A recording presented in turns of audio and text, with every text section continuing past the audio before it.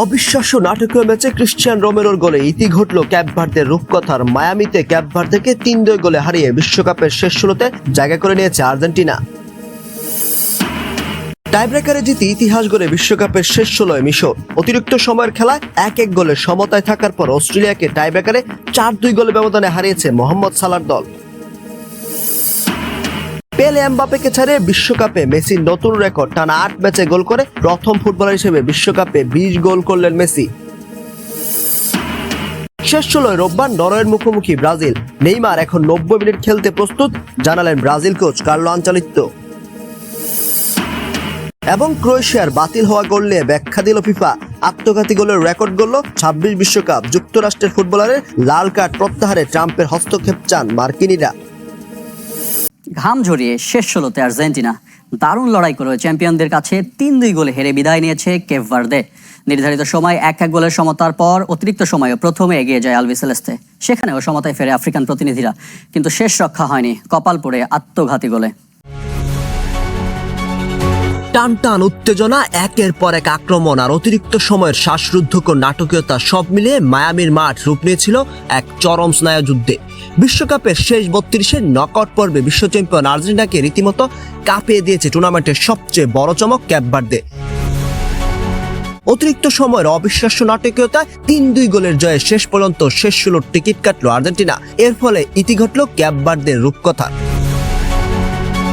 ম্যাচের ২৯তম মিনিটে ডেডলক ভেঙে স্টেডিয়াম উল্লাসে ভাসান লিওনেল মেসি। লিসান্ড্রো মার্তিনেসের চমৎকার দূরপাল্লার পাস নিয়ন্ত্রণে নিয়ে বাঁ পায়ের নিখুঁত শটে গোল করেন তিনি। কিন্তু ১-০ গোলে পিছিয়ে পড়েও বিরতির পর খোলস ছেড়ে বেরিয়ে মরণ কামড় দেয় ক্যাপ ভার্দে। ৫৯ মিনিটে রায়ান মেন্দেসের নিচু ক্রস থেকে ডিফেন্সের গোলে চমৎকার এক গোলে ক্যাপ ভার্দেকে ১-১ সমতায় ফেরান ডেরো দুয়ার্তে। এরপর নির্ধারিত ৯০ মিনিটের বাকি সময় আর কোনো গোল না হয়, খেলা গড়ায় অতিরিক্ত সময়ের ৩০ মিনিটে। ম্যাচের রোমাঞ্চ আরও বেড়ে যায়। ৯২ মিনিটে কর্নার থেকে তৈরি হওয়া জটলায় বাঁ পায়ের কোনাকুনি শটে আর্জেন্টিনাকে আবার এগিয়ে নেন লিসান্ড্রো মার্তিনেস। কিন্তু ৩টি ড্র নিয়ে গ্রুপ পর্ব পার করা কেপ ভার্দে এত সহজে হাল ছাড়ার দল না। ইয়ানিক সেমদোর পাস থেকে বল পেয়ে ডান পায়ের দর্শনীয় শটে গোল করে ক্যাপ ভার্দেকে ২-২ সমতায় ফেরান সিডনি ক্যাব্রাল। টাইব্রেকারে ভাগ্য পরীক্ষা যখন দরজায় করা নাড়ছে, ঠিক তখনই ১১১ মিনিটে আসে আর্জেন্টিনার সেই কাঙ্ক্ষিত জয়সূচক গোল।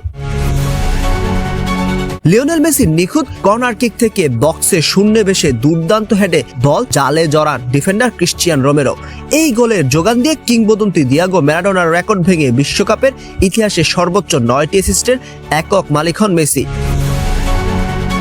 মঙ্গলবার শেষ ১৬ আলবিসেলেস্তেদের প্রতিপক্ষ মিশর।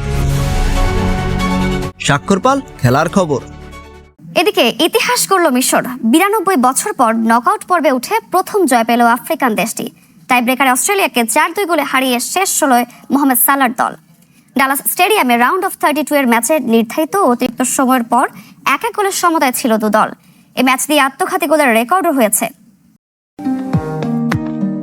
টাই ব্রেকারে ৪ শটের ৪টিতে গোল, ইতিহাস গড়ল মিশর। প্রথমবারের মতো বিশ্বকাপের রাউন্ড অফ 16-এ আফ্রিকান দেশটি। উল্লাসের পর বিধাতার প্রতি আনুগত্য স্বীকার করতে ভুলেননি মিশরীয় ফুটবলাররা।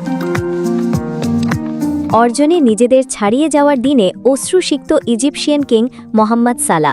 হ্যামস্ট্রিং ইঞ্জুরিতে যার শুরুর একাদশে খেলা নিয়েছিল শঙ্কা, সেই সালা ম্যাচ জুড়ে দলের জন্য লড়াই করলেন।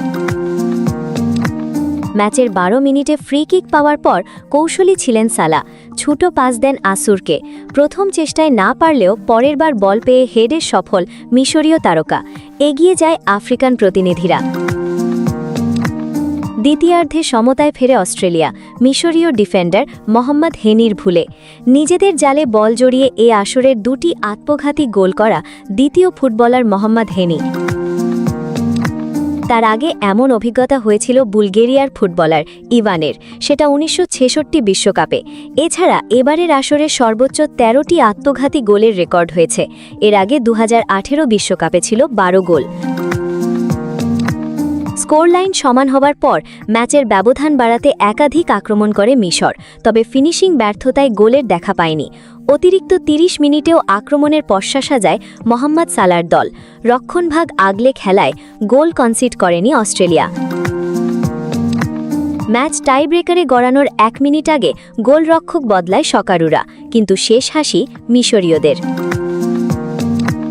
জান্নাতুল ইসলাম মো, খেলার খবর। কপাল পড়েছে ক্রোয়েশিয়ার আর সৌভাগ্য পর্তুগালের, কিন্তু আসলে কি সঠিক ছিল ক্রোয়াটদের গোলটি বাতিল করার সিদ্ধান্ত, যার পক্ষে বিপক্ষে চলছে আলোচনা সমালোচনা? বিশ্বকাপে আরও একটা ম্যাচ, আরও একবার আলোচনায় VAR। এবার রাউন্ড অফ 32-তে, যার শিকার ক্রোয়েশিয়া আর সুবিধাভোগী পর্তুগাল। তবে প্রশ্ন উঠেছে ম্যাচের অতিরিক্ত সময় জিভারদিওল গোল বাতিলের সিদ্ধান্ত নিয়ে, যদিও প্রযুক্তি আর ফিফার চোখে তা সঠিক। মূলত VAR রেফারির সিদ্ধান্তের ক্ষেত্রে প্রভাবক হিসাবে কাজ করেছে স্নিকোমিটার, যে প্রযুক্তি বহুদিন ধরেই ক্রিকেটে ব্যবহার হয়ে আসছে। ইভান পেরিসিচের ক্রস করা বল মারিও পাসালিচের কাছে আসার আগে ইগর মাতানোভিচের চুল স্পর্শ করে, বলে চিপ লাগানো থাকায় যা স্নিকোমিটারে ধরা পড়ে, যার কারণে পাসালিচ অফসাইডের ফাঁদে পড়ে যান। ম্যাচ শেষে প্রায় একই রকম বক্তব্য পাওয়া যায় মাতানোভিচের কণ্ঠে। সত্যি বলতে আমার মনে হয় চুলে বলের হালকা স্পর্শ লেগেছে। রেফারিকে জিজ্ঞাসা করেছিলাম কারণ আমি শতভাগ নিশ্চিত ছিলাম না। রেফারি আমাকে জানালেন বলে চিট বসানো আছে এবং তাতে হালকা স্পর্শ ধরা পড়েছে। যদিও এমন সিদ্ধান্ত মেনে নিতে পারছেন না ক্রোয়েট কোচ জ্লাটকো দালিচ, আর এর পক্ষে সাফাই গিয়েছেন পর্তুগাল বস মার্টিনেজ। এই প্রযুক্তি ফুটবলের আনন্দ কেড়ে নিচ্ছে। বলছি না যে VAR কখনো সাহায্য করে না, কিন্তু এটি আবেগ ধূলিসাৎ করে দেয়। এই পরিস্থিতির মুখোমুখি হওয়া সত্যি ভীষণ কঠিন। এখন বলের ভেতর চিপ বসানো থাকে, যা পরিষ্কারভাবে দেখিয়েছে যে মাতানোভিচের স্পর্শ লেগেছে। বিষয়টি খুবই স্পষ্ট এবং সেই কারণেই VAR হস্তক্ষেপ করেছে।